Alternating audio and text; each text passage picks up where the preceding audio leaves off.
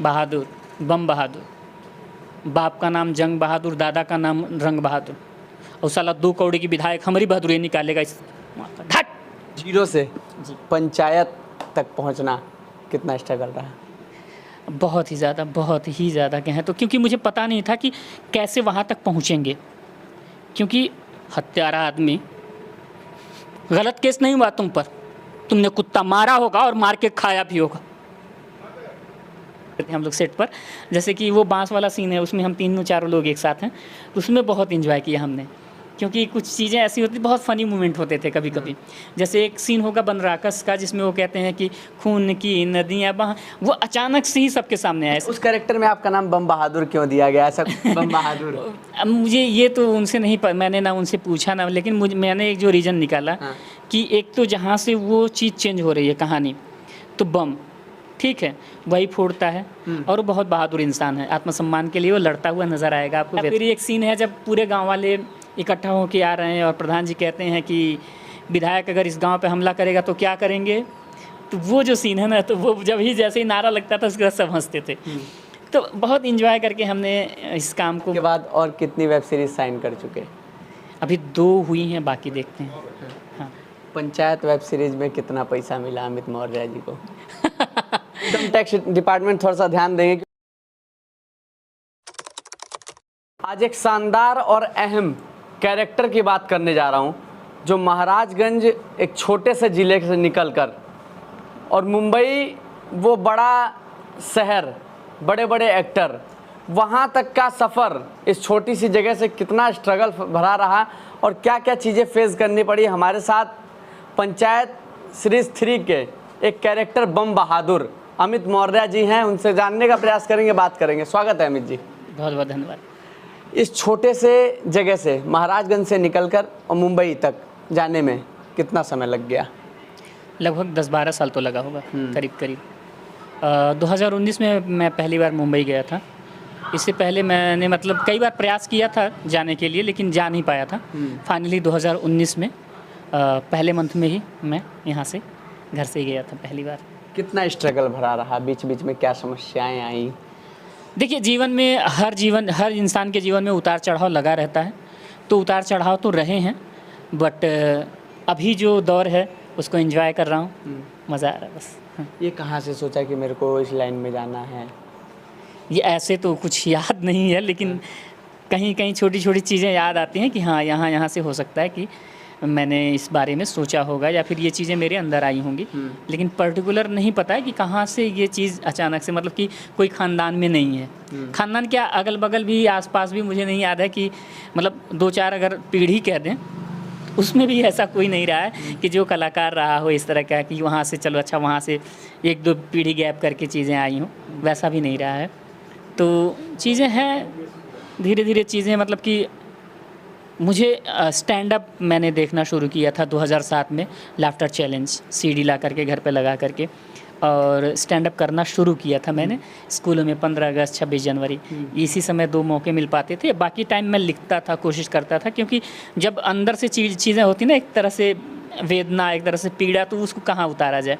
और आम लाइफ में मैं बहुत शाय किस्म का हूँ, मतलब कि किसी के सामने अपनी बातें नहीं कह पाने वाली चीज़, लेकिन मंच पे जब जाते हैं तो मुखर होकर के अपनी बातों को कह पाते थे, कविताओं के माध्यम से, चुटकुले के माध्यम से, जोक्स के माध्यम से। तो वो चीज़ें थी, तो मुझे उस वहाँ पे ज़्यादा मज़ा आता था कि कम से कम चलो कहीं पे पर्टिकुलर स्पेस है जहाँ पे लोग मुझे सुनते हैं, और मुझे उसमें मज़ा आता था। तो वहाँ से धीरे धीरे ये चीज़ और पुख्ता होती गई कि मुझे यही करना है। 0 से जी। पंचायत तक पहुँचना कितना स्ट्रगल रहा? बहुत ही ज़्यादा कहें तो, क्योंकि मुझे पता नहीं था कि कैसे वहाँ तक पहुँचेंगे, क्योंकि रास्ता नहीं मालूम था, क्योंकि एक छोटे से गांव से हैं, और तब न इस तरह की इंटरनेट और मोबाइल की चीज़ें थी कि चलो अच्छा इस पर सर्च कर लिया तो पता लग जाए चीज़ें। तो धीरे धीरे एक मतलब कि वही है कि डेस्टिनी है, या ऊपर वाले की कृपा कह लें, कि धीरे धीरे एक स्टेप पता लगता गया और धीरे धीरे चीज़ें बनती गईं। मतलब मुझे जो भी लोग मिले इस सफ़र में, बहुत ही अच्छे लोग मिले, और उन्होंने मुझे बहुत सपोर्ट किया, और आज इस जगह पे हूँ कि लोग थोड़े बहुत लोग जानते हैं, लोगों का बहुत ही प्यार और आशीर्वाद मिल रहा है पूरे देश से कहें या फिर पूरे वर्ल्ड से कहें, जहाँ जहाँ इंडियन कम्युनिटी के लोग रहते हैं या फिर जो विदेशी लैंग्वेज में भी जिन्होंने इंग्लिश में इस वेब सीरीज़ को देखा है, उनके भी मुझे मैसेज आए। अपने पड़ोसी देश जो है नेपाल से, क्योंकि नेपाल में बहुत ही कॉमन नेम है बम बहादुर, तो इस वजह से वहाँ से भी मुझे बहुत सारे लोगों ने मैसेज किया। और बांग्लादेश से भी मुझे मैसेज आए, श्रीलंका से, पाकिस्तान से, नाइजीरिया से, दुबई, सऊदी और अमेरिका से भी लोगों ने, जो इंडियन कम्युनिटी के लोग बता रहे थे कि उन्होंने मैसेज किया कि हम मतलब कि एक हॉल बुक करके और उसमें सारे लोग बैठ करके देख रहे थे, क्योंकि एक इसी माध्यम से, पंचायत के माध्यम से हमें पूरा एक गांव जीने का मौका मिलता है, क्योंकि गांव से यहाँ पूरा कनेक्शन हमारा कट गया है। तो हम थोड़ा सा बहुत एंजॉय करते हैं और बहुत अच्छा लगा आप लोग काम कर रहे हैं और इसी तरह से और काम करते रहिए और हमें एंटरटेन करते रहिए। पंचायत 3 में ये बम बहादुर का कैरेक्टर कैसे मिला? अब मैंने सचिव जी के लिए दिया था, नए सचिव का जो कैरेक्टर है उसके लिए ऑडिशन दिया था और उसमें नहीं हुआ, तो मैं थोड़ा दुखी भी था कि ये इसमें नहीं हुआ, लेकिन शायद भगवान को उससे बड़ी चीज़ देनी थी, तो मुझे बम बहादुर का कैरेक्टर मिला। बस उन्होंने पूछा था कि 2 दिन के लिए कैरेक्टर है एक बम बहादुर नाम का, कबूतर बेचने वाले का, गांव का, और करेंगे आप? तो शुरुआत में मैं थोड़ा सा मतलब मैंने कुछ बोला कि मैंने ठीक है, मैं आपको थोड़ी देर में बताता हूँ, और फिर मैंने सीनियर से बात शेयर करी। मैं थोड़ा सा दुखी भी था बहुत कि इतनी बड़ी वेब सीरीज़ में इतना अच्छा कैरेक्टर और ऑडिशन अच्छा होने के बावजूद कहाँ पर चूक हो गई, क्या रह गया।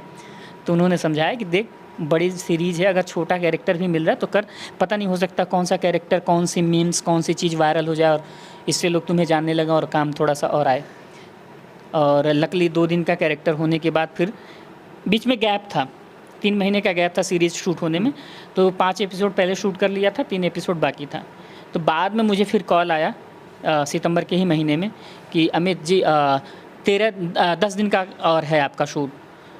तो मुझे लगा कि यही होगा कि आप आगे चुनाव का दिखाएंगे और चुनाव में कहीं नारा लगाना होगा या फिर कुछ कहीं पे ऐसे पासिंग वासिंग ऐसे कुछ होगा।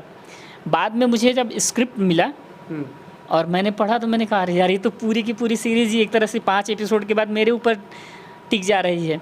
और मैंने सीन्स पढ़े तो मुझे बहुत मज़ेदार लगे, बहुत मज़ा आया। मैंने तो खूब इंजॉय किया, पहले पढ़ के खूब हंसा, 3-4 बार पढ़ा, 5 बार पढ़ा। उसके बाद एक बहुत मेरे मित्र हैं बहुत अच्छे, उनसे मैंने इस पर डिस्कस भी किया कि इसको कैसे और बेहतर किया जा सकता है, क्योंकि पहली बार इतना बड़ा रोल मिला था और चीज़ें कैसे ट्रेवल करेंगी, कैसे आगे बढ़ेंगी और कैसे बेहतर कर सकूं, क्योंकि आपको भी मालूम है इंडिया की सबसे बड़ी वेब सीरीज़ है, सबसे मोस्ट वॉचड कहें तो सबसे ज़्यादा देखे जाने वाली। तो इससे अगर मतलब कि मेरे करियर का ये था कि या तो ऐसे हाइप जाएगा या लो जाएगा, तो ये डर भी था जब सीरीज़ अनाउंस हुआ कि फला डेट को आने वाली है, उससे 10 दिन पहले की बात है। मतलब कि मैं 10 दिन मेरे लिए बहुत ही भारी गुजरा और रात में मैं जैसे सोते सोते ऐसे उठ जाता था बिल्कुल से पसीना पसीना कि कैसा होगा पता नहीं। तो 2-4 दोस्तों से भी बात करता था तो बोलते नहीं अच्छा किया होगा आपने, क्योंकि अच्छे एक्टर हो। और यहाँ पे भी मैं मुंबई में भी थिएटर करता हूँ, बहुत बड़ा नाम है। अभी त्रिभुवन मिश्रा सीए टॉपर करके एक वेब सीरीज़ आई, उसमें मैंने छोटा सा कैरेक्टर 2022 में मैंने उसको शूट किया था। तो उसमें जो मेन लीड में है मानव कौल, उनकी टीम के साथ मैं एक प्ले करता हूँ वहाँ पे मुंबई में ही। तो वहाँ से भी मुझे बहुत कॉन्फिडेंस आया, वहाँ से भी मैंने बहुत सारी चीज़ें सीखी। तो वो थोड़ा सा ये भी था कि मैं वहाँ पे भी बहुत मतलब लोग कहते थे कि अच्छा कर रहे हो, तो वहाँ से भी थोड़ा सा कॉन्फिडेंस था। तो ये था कि हाँ अच्छा किया होगा मैंने, लेकिन फिर भी डर भी बना रहता था कि यार कैसा आएगा कैसा नहीं आएगा। 28 तारीख की रात में मतलब कि 28 ने 29-30 के बाद मुझे मैसेज आने शुरू हुए और लोगों के कॉल्स आने शुरू हुए कि अच्छा किया देखा हमने देखा।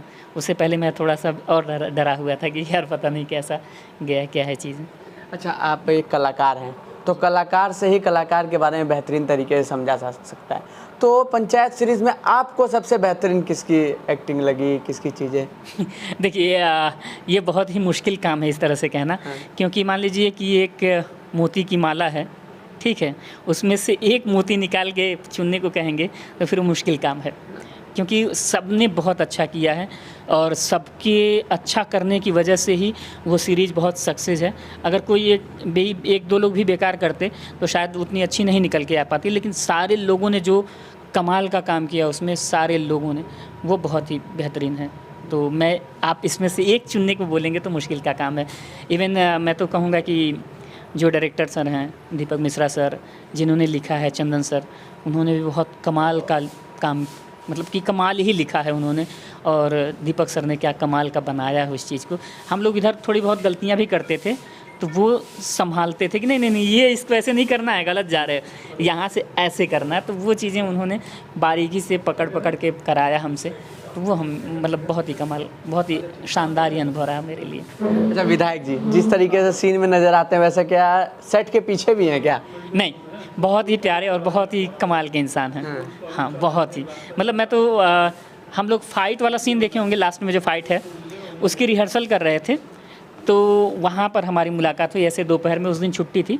तो 2-3 बार रिहर्सल करने के बाद हम लोग सब लोग ऐसे ही, पार्क था बड़ा सा, उसी में बैठे थे होटल के लॉन में ही, और बातचीत हो रही थी, सब लोग बैठे थे। तो बहुत ही प्यारे इंसान है। मैं तो पहली बार उनसे इस तरह से मतलब मिला था, लेकिन उन्होंने कभी इस तरह से फ़ील नहीं होने दिया कि ना मैं तुम्हें जानता हूँ, ना मैं बड़ा एक्टर हूँ, ऐसा कुछ नहीं, उन्होंने कभी फ़ील नहीं होने दिया। अच्छा, जो उसमें कैरेक्टर थे उनसे सपोर्ट कैसा रहा आपका, और बात विचार कैसे रहे उसमें? बहुत ही शानदार। मैं तो मतलब जो अपोजिट पार्टी है उनमें सबको जानता था पहले से। जैसे दुर्गेश जी हैं, बनराकस जिनको बोलते हैं, या फिर विनोद, वो मेरे सीनियर हैं, और क्या नाम है, बुल्लू भैया जो माधव का कैरेक्टर कर रहे हैं।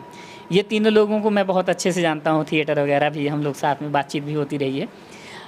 बाकी जिनको मैं नहीं जानता हूँ, चाहे नीना मैम हों, चाहे रघुवीर सर हों, या फिर जीतू सर हों, चंदन भाई हों, सब मतलब इनको नहीं जानता हूँ, लेकिन इनके साथ भी जब बैठता था होटल वगैरह पर, जब कभी ऐसे खाना खाने साथ में बैठे, तो वो बहुत सपोर्ट मिला कि मतलब मुझे डर भी लगता था कि कैसा किया, तो लोग बोलते थे कि बहुत बढ़िया कर रहे हो, अच्छा जा रहा है, और पक्का है बहुत ही बेहतरीन निकल के आएगा तुम्हारा काम। चंदन भाई का बहुत सपोर्ट मिला, जीतू सर का बहुत, नीना मैम का भी बहुत ज़्यादा सपोर्ट रहा है। हाँ। अच्छा, कभी सोचा था कि ये पंचायत जो वेब सीरीज़ है, हालांकि पहले बताया गया था कि बहुत टॉप लेवल का है, लेकिन सोचा था उससे भी ज़्यादा पिक पॉइंट पे पहुंचेगा और भी टॉप पहुंचेगा?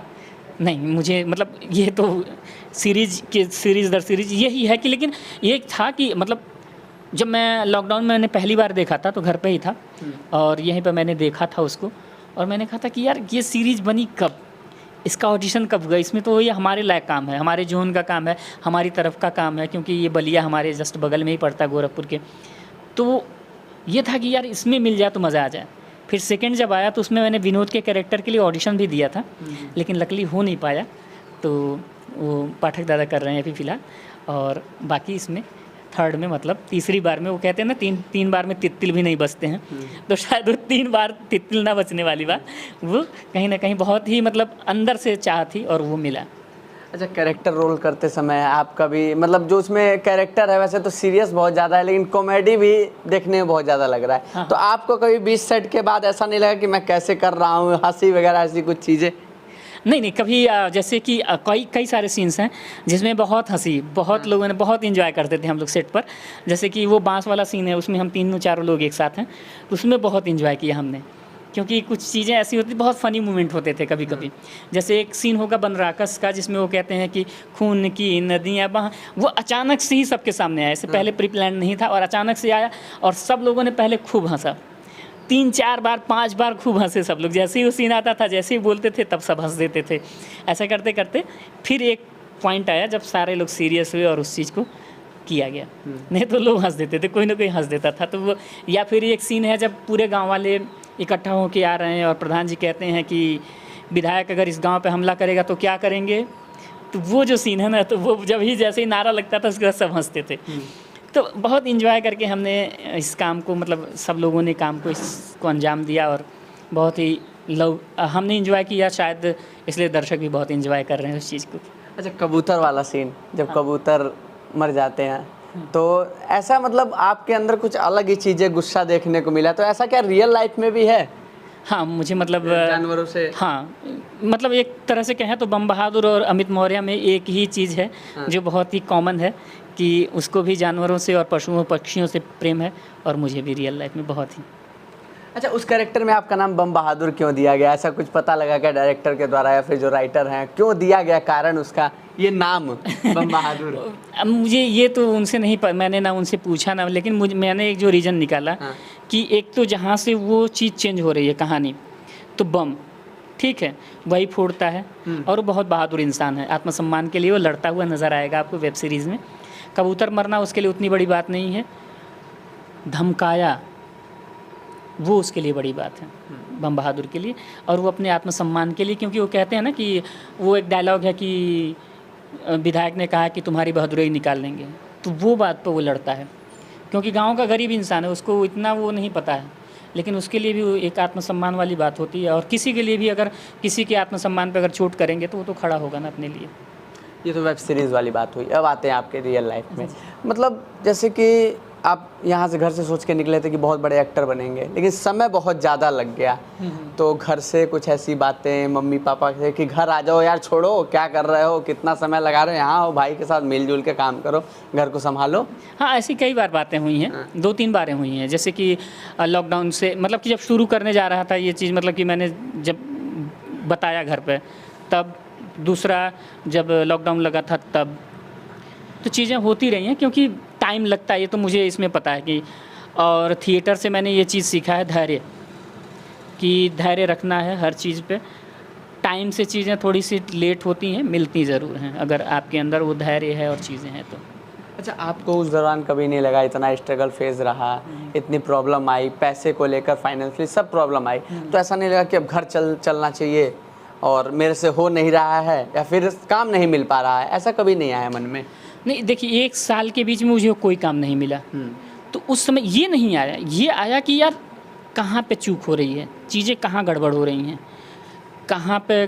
क्योंकि एक तो गांव से निकल के गया था, तो थोड़ा सा कॉन्फिडेंस लैक था, वो तो मुझे मालूम था कि कॉन्फिडेंस की वजह से चीज़ें गड़बड़ हो रही हैं, उसको बेहतर कैसे करें इस पे फोकस था।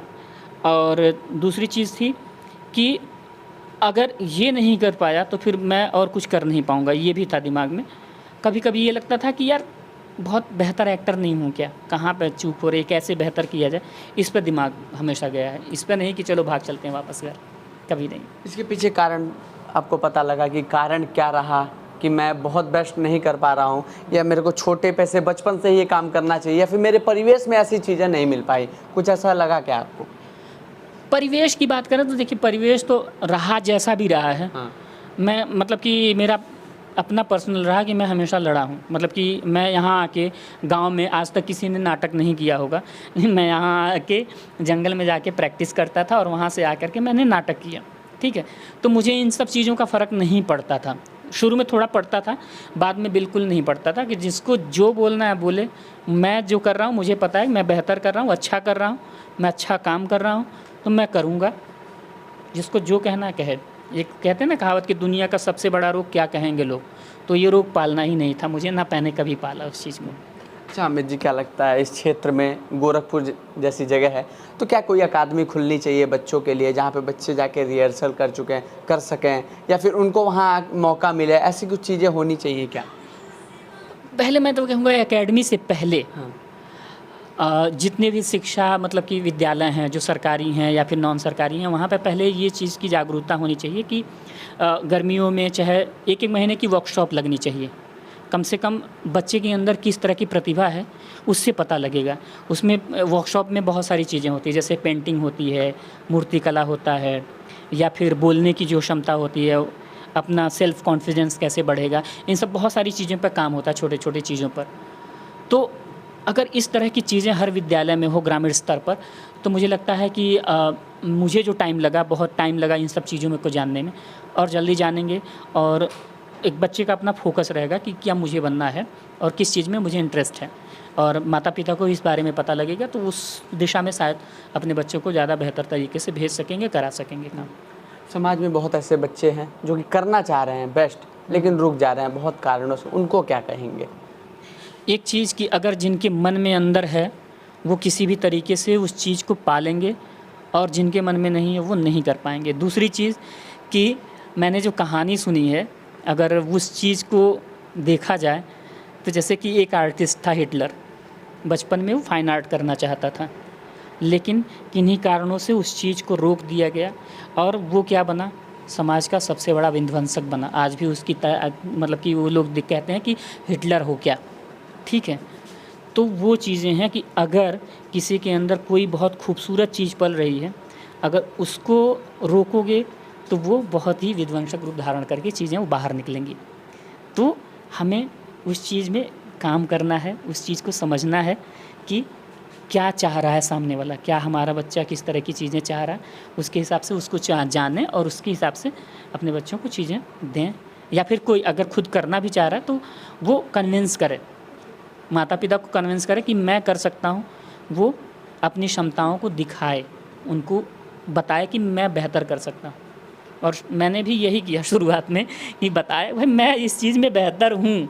पहले तो अपने घर वालों को ही मनाना है ना, और बिना मतलब कि मैं तो कहूँगा बिना घर वालों की अनुमति की और चीज़ों के कोई बेहतर चीज़ नहीं बन सकती, नहीं कर सकते। तो सबको कन्विंस करके साथ में ले के चलिए और करिए, तब बेहतर। अमित मौर्य के लाइफ में यहाँ तक पहुँचने तक घर वालों का कितना अहम रोल रहा और किन सदस्य का अहम रोल रहा? सबका रहा है, खासकर मेरे बड़े भाई साहब का मैंने पहले ही बताया था, और सबका रहा है। इवन मेरे मतलब कि चाचा चाची जो भी रहे हैं, या फिर जो टीचर्स रहे हैं जिन्होंने मुझे पढ़ाया शुरुआत दौर में, या फिर इस क्षेत्र के कुछ लोग हैं जिन्होंने मुझे बहुत सपोर्ट किया है। मतलब कि एक तरह से कहें तो उन्होंने अपनी चीज़ें मेरे अंदर जीने की कोशिश करी। एक तरह से कहें तो उन्होंने मुझे इस तरह से बढ़ावा दिया, मेंटली रूप से सपोर्ट किया बहुत, कि बेहतर कर रहे हो, अच्छा कर रहे हो। और उन्होंने शायद मेरे घर वालों को भी ये बात बोली कि अच्छा कर रहा है, उसको थोड़ा सपोर्ट कीजिए, जाने दीजिए। इन सब चीज़ों में उसी चीज़ें थोड़ी थोड़ी छोटी छोटी चीज़ें ही बहुत काम करती हैं, तो वो चीज़ें बनी। पंचायत के बाद और कितनी वेब सीरीज साइन कर चुके? अभी 2 हुई हैं, बाकी देखते हैं। हाँ, और भी बहुत कुछ करना है अभी। अब मुझे तो मतलब अभी मेरा मेन फोकस है, मतलब कि मेरे अभी जिन्होंने विनोद का कैरेक्टर किया है उसमें वो अभी कांस गए थे जल्द ही, तो मैं भी उसमें जाना चाहता हूँ किसी अपनी अच्छी सीरीज़ के साथ, अच्छे काम के साथ। पंचायत वेब सीरीज में कितना पैसा मिला अमित मौर्य जी को? फ़र्क ये नहीं पड़ता है, फ़र्क ये पड़ता है कि पंचायत ने मुझे क्या दिया है, ठीक है। और मुझे पंचायत ने वो दिया है जिससे आप लोगों का और दर्शकों का बहुत सारा प्यार मिल रहा है, ये मायने रखता है मेरे लिए, ठीक है। तो इनकम टैक्स डिपार्टमेंट थोड़ा सा ध्यान देंगे क्योंकि अमित जी बता नहीं रहे हैं खुल के कितना पैसा मिला। अच्छा, ये मतलब इसके बाद इसी में बहुत बेहतरीन और करना है, समाज के लिए भी कुछ करना है, ऐसा कुछ? हाँ, इसमें और बेहतर और सीखना है, और चीज़ें और कैसे और अच्छा किया जा सकता है। प्लस समाज की बात करें तो मैं भोजपुरी के लिए थोड़ा सा कुछ करना चाहूँगा कि जो इसमें अश्लीलता और चीज़ें हैं उसमें और अच्छी फिल्में कैसे बनाई जा सकती हैं और क्या किया जा सकता है, क्योंकि बहुत सारे लोग हैं जो बहुत अच्छा कर रहे हैं लेकिन उनको उस तरह से सपोर्ट नहीं मिल पा रहा है, या फिर लोग उनको उतना, या तो वो लोगों तक उनकी रीच नहीं हो पा रही है चीज़ें। जैसे बहुत सारी फिल्में बनी हैं जो भोजपुरी स्तर की हैं लेकिन लोगों को नहीं पता है, लोगों ने नहीं देखा है। तो वो चीज़ें अगर थोड़ा सा वो रीच बढ़ेगा ना तो अच्छा और काम होगा, क्योंकि आजकल की भोजपुरी में देखिए तो गांव कहीं नज़र ही नहीं आता है, सब कुछ शहरीकरण हो गया। बस एक लैंग्वेज छोड़ दीजिए भोजपुरी, उसके सिवा कुछ भी आपको गांव का नज़र नहीं आएगा। तो समस्याएं यहाँ से हैं कि अपनी जड़ ही छोड़ करके आप कहीं भी उड़ जाए तो क्या फ़र्क पड़ता है। पतंग तब तक उड़ती है जब तक उसकी डोर ज़मीन पर होती है, जैसे ही कटेगी तो वो गिरेगी ही नीचे। और आज की दौर में भोजपुरी का स्तर यही हो गया है कि पतंग की जो डोर है ना वो नीचे से कट चुकी है, अब वो धीरे धीरे नीचे आ रही है। अब कब नीचे गिर जाएगा कोई भरोसा नहीं है, या फिर यूँ कहें कि गिर चुका है लगभग। जैसे कि आपने बताया आप लिखते भी हैं, तो कुछ ऐसी बातें आपके भाषा में जो कि बतानी हो जो आप लिखते हैं? नहीं यार, लिखते हैं ये तो मैं कविताएं लिखता हूँ, और हाँ मैं परफॉर्म भी करता हूँ उसको, कॉमेडी में भी लिखता हूँ। अभी मैंने अलग अलग तरीके से भी लिखना शुरू किया है, मतलब कि थोड़ा एक्सप्लोर कर रहा हूँ चीज़ों को, जो पढ़ता हूँ किताबों से और चीज़ों से, तो वहाँ से धीरे धीरे लिखना शुरू किया मैंने। जाते जाते वो वाला डायलॉग, बहादुर बम बहादुर, बाप का नाम जंग बहादुर, दादा का नाम रंग बहादुर, और साला 2 कौड़ी की विधायक हमारी बहादुरी निकालेगा इस घाट। और था आपका डायलॉग, वो डायलॉग ज़रा बता दीजिए। हत्यारा आदमी, गलत केस नहीं हुआ तुम पर, तुमने कुत्ता मारा होगा और मार के खाया भी होगा। चलिए, बाकी हमारे साथ ये अमित मौर्य थे, इनकी वेब सीरीज़ कैसी लगी, आपने देखी है तो कमेंट सेक्शन में ज़रूर बताइए। बाकी हमारी बातें अगर कुछ अधूरी रही हो तो भी बताइएगा, दोबारा मिल के बात करेंगे। बाकी आप क्या सोचते हैं कमेंट सेक्शन में ज़रूर बताइएगा।